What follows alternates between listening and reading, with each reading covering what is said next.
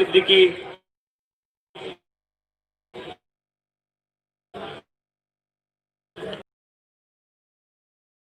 জৌনপুর দরবার শরীফ হযরতকে তার মূল্যবান বয়ান পেশ করতে অনুরোধ করছি।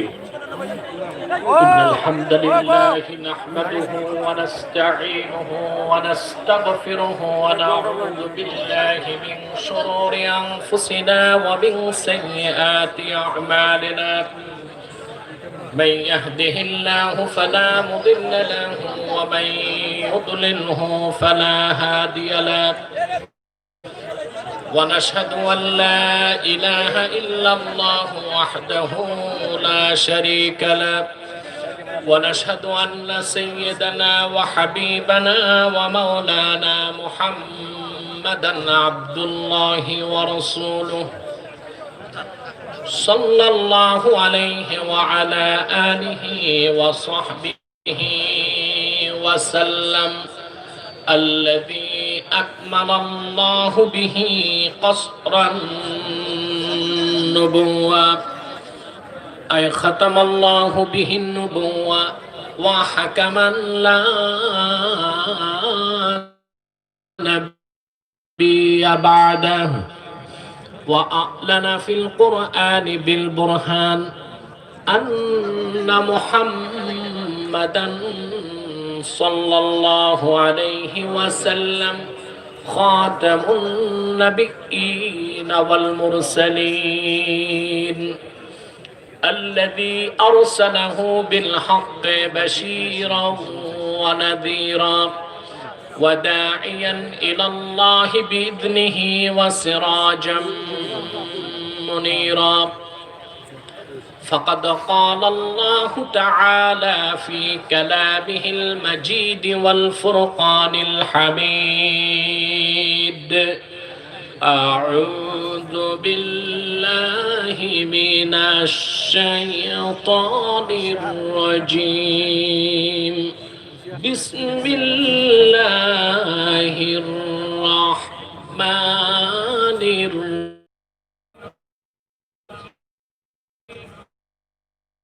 وصدق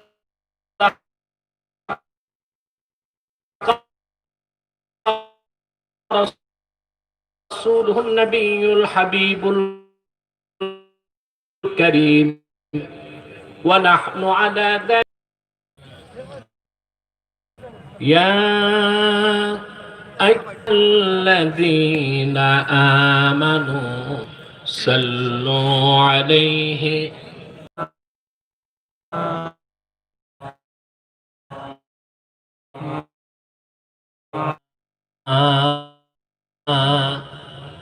ये दवा वही मिलेगी मुझे चलो मदीना अल्लाहुम्मा सल्ली अला सय्यिदिना मौलाना मुहम्मद व अला आलि सय्यिदिना मौलाना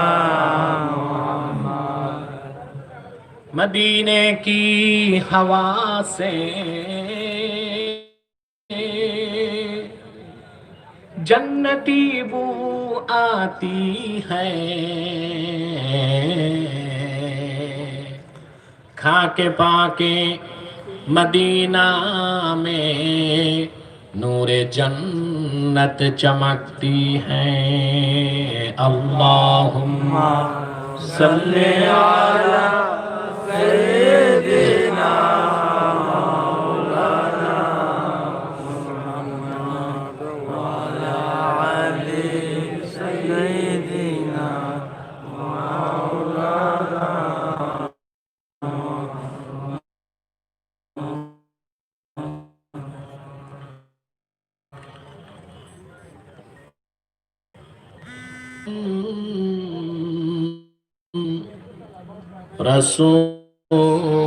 रसूलुल्लाह सल्लल्लाहु अलैहि वसल्लम खतमल्लाहु बिहिन नुबुव्वा व हकमन ला नबिय्य बअदहु बलगल उला बिकमालिही कशफत तुजा حسنت جميع خصاله صلوا عليه আনোরপুর ২০ ঘর বৃহত্তর এলাকাবাসীর উদ্যোগে আয়োজিত আজকের মাহফিলের সম্মানিত সভাপতি শাহ মোহাম্মদ মুসাহিদ আলী মুশাহিদ আলী বারাকাল্লাহু ফি উমরিহি ওয়া হাদাহুল্লাহু হিদায়াতাল ইসলাম, হাজারাত উলামায়ে কেরাম,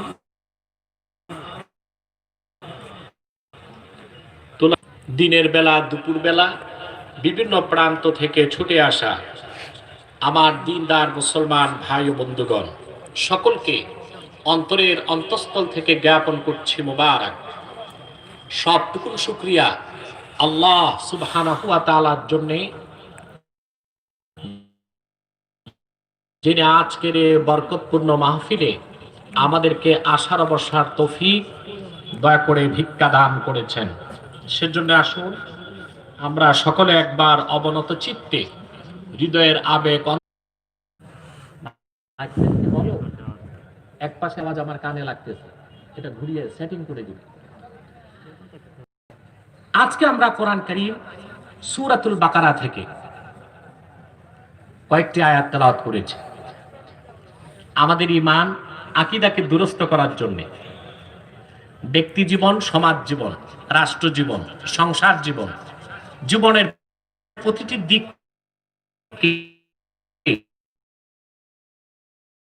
সমুজ্জ্বল করার জন্য এই আপনাদের সামনে তুলে ধরার চেষ্টা করব।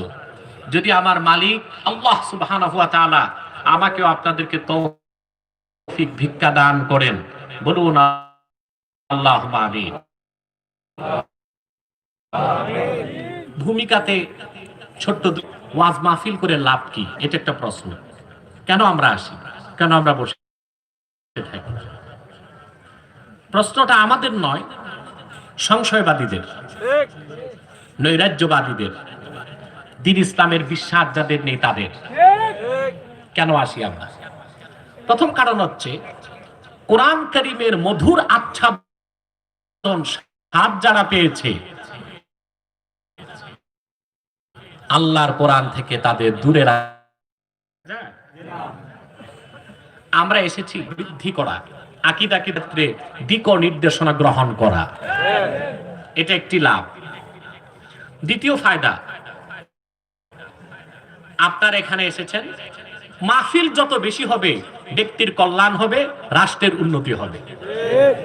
বলবেন সেটা কিভাবে? মাহফিলের সাথে রাষ্ট্রের কি সম্পর্ক? প্রশ্ন আসে না? কথা বলেন, আমি তার ব্যাখ্যা দিচ্ছি। ব্যক্তির কল্যাণ হলো আপনারা এসেছেন, হেঁটে এসেছেন, আল্লাহ পাক প্রতি কদমে 10টি নেকি আপনাদের দান করেছেন। একটু বড় গলায় বলেন সুবহানাল্লাহ। খুশি হয়ে থাকলে বলেন আলহামদুলিল্লাহ। বসে আছেন, প্রতি শ্বাসে 10টি নেকি হচ্ছে। বিশ্বাস হয়? এটা আমার কথা না, সহিহ হাদিস। আল্লাহর হাবিব ইরশাদ করেছেন, মুমিন যখন ইলমে দ্বীন শিখার জন্য ঘর থেকে বের হয়ে যায়, ওয়ায়াস্তাগফিরু লাহু মান ফিস সামাওয়াতি ওয়াল আরদ হাত্তাল হিতানি ফিল মা, আকাশে জমিনে আল্লাহর যত সৃষ্টি আছে, এমনকি নদী আর সমুদ্রের অগণিত মাছ, আমার উম্মতের জন্য আল্লাহ রাব্বুল আলামিনের কাছে গুনাহ মাফের দোয়া করতে থাকে। ডিস্টার্ব হচ্ছে, সাউন্ড গুলো বন্ধ করতে হবে, ওয়্যারলেস সাউন্ডটা কমাতে হবে। কথা শুনতে পাচ্ছেন? আমাদের জন্য দোয়া চলতেছে, আলহামদুলিল্লাহ বলে। আকাশে জমিনে নদী আর সমুদ্রে আল্লাহর সৃষ্টিগুলো বলছে আল্লাহর কাছে, আল্লাহ তোমারই বান্দা যারা কোরআনকে ভালোবেসেছে তাদের গুনাহ মাফ করে দাও। তোমরা আজকে মারতেছো না, এতগুলো মানুষ আওয়াজ নাই, একটু বড় গলায় বলো সুবহানাল্লাহ। না খেয়ে আসছো? না খেয়ে কথা বলে। আমিও না খেয়ে একরকম এসেছি, তাতে সমস্যা কি? আমরা তো রোজা রেখে অভ্যস্ত, ঠিক কিনা?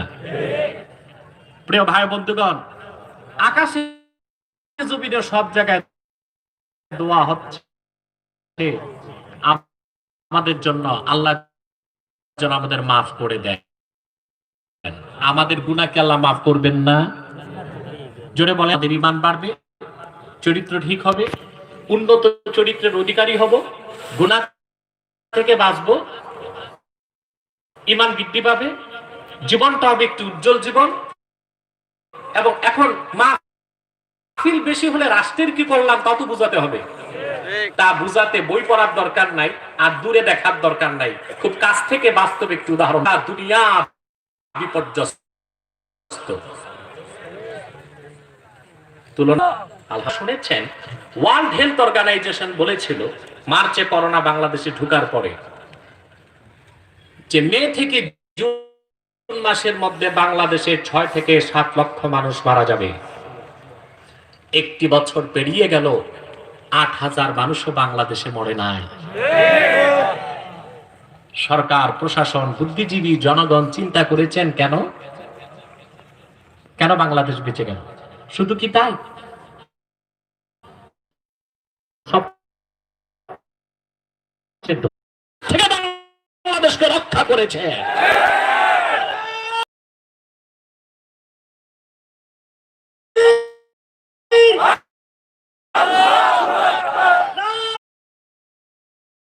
যত হবে দেশের কল্যাণ তত বাড়বে। আমি প্রশাসনকে সবিনয় অনুরোধ করব, বাংলাদেশের সব মাহফিলগুলোর অনুমতি দিয়ে দিন, সিনেমা হলগুলো বন্ধ করে দিন, মাদ্রাসাগুলো খুলে দিন, আর বিভাগীয় নাইট ক্লাবগুলো বন্ধ করে দেন।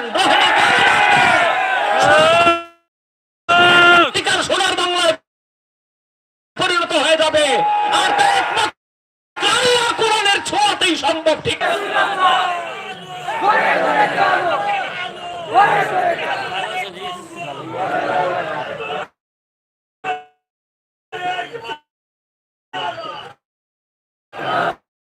আমার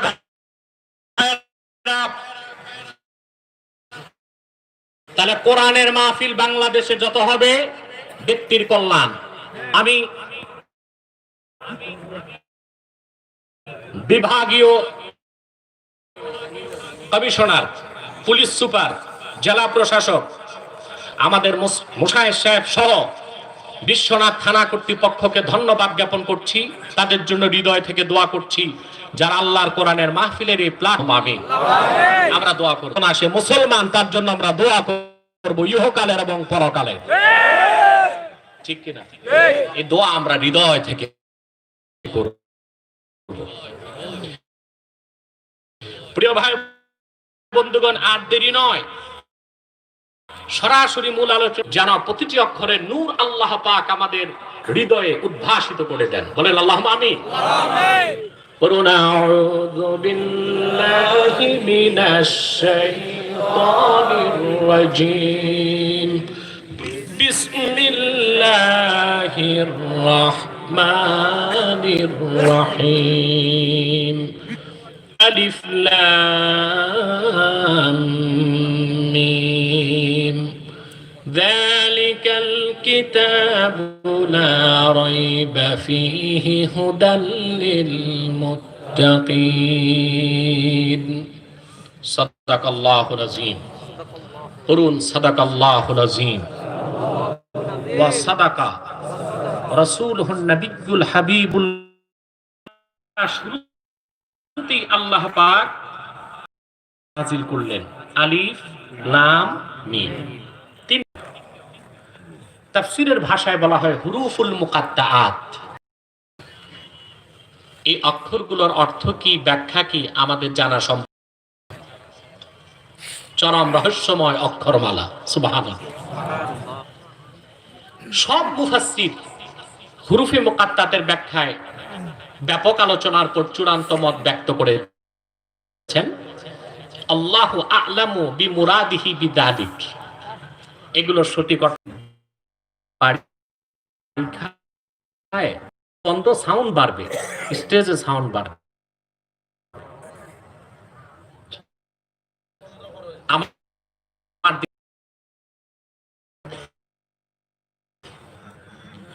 কোরআন কারীমের কোন বাক্যের শব্দের এমন লা তুহাররিক বিহি লিসানাকা লিতা'জালা বিহি ইন্না আলাইনা জামআহু ওয়া কুরআনাহ। মুহাম্মদ সাল্লাল্লাহু আলাইহি ওয়াসাল্লাম পবিত্র কোরআনকে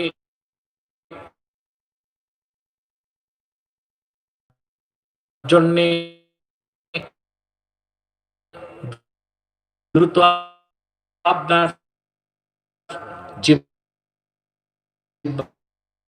মুবারক সঞ্চালন করবেন না, তার দরকার নাই, বরং আপনি কোরআন যখন নাজিল হবে শুধু শুনবেন। আপনার সিনায় কোরআনকে জমা করে দেবার দায়িত্ব আমি আল্লাহ। ফাইদা ক্বরানাহু ফাত্তাবি কুরআনা, আমি যখন কোরআন নাজিল করব আপনি শুধু শুনেন। সুম্মা করার দায়িত্ব, দেওয়ার দায়িত্ব পর্যন্ত।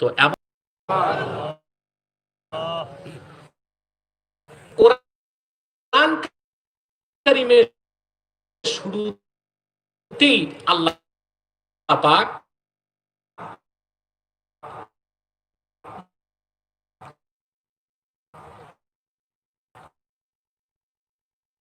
বিশ্ববাসীকে স্যাটিসফাইড করে দিলেন। কোরআনের শুরু থেকে শেষ পর্যন্ত সংশয় নাই, সন্দেহের কোনো অবকাশ নাই। আওয়াজ করে বলেন সুবহানাল্লাহ। কে বলেছেন? কোরআনে যে সন্দেহ নাই। আল্লাহর 450 কোটি বছর আগে ছিল পানি, এটা দেখছে কে?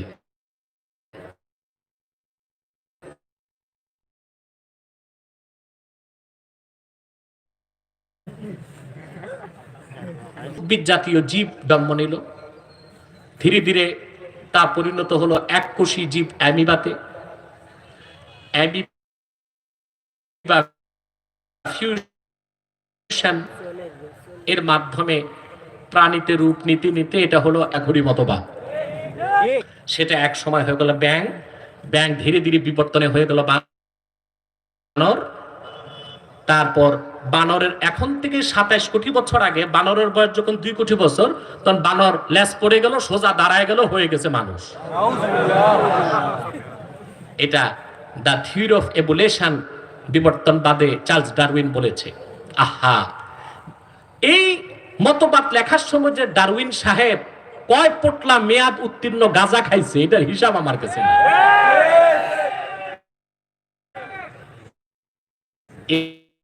এটা মেয়াদের গাঁজা খাইলেও মানুষ এত পাগল হয় না।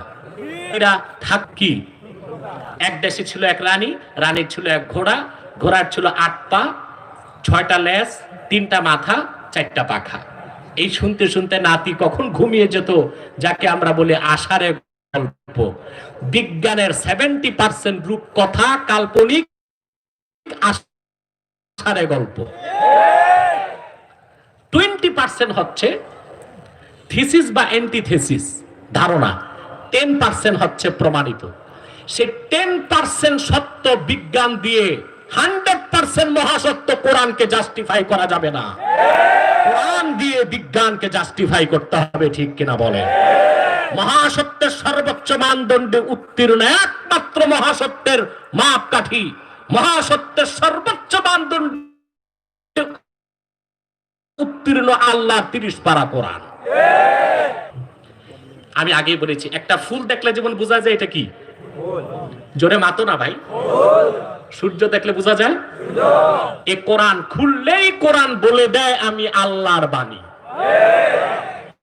আসেন একটা প্রমাণ নেন। আল্লাহর হাবিবের শ্রেষ্ঠ মুজিজা কোরআন।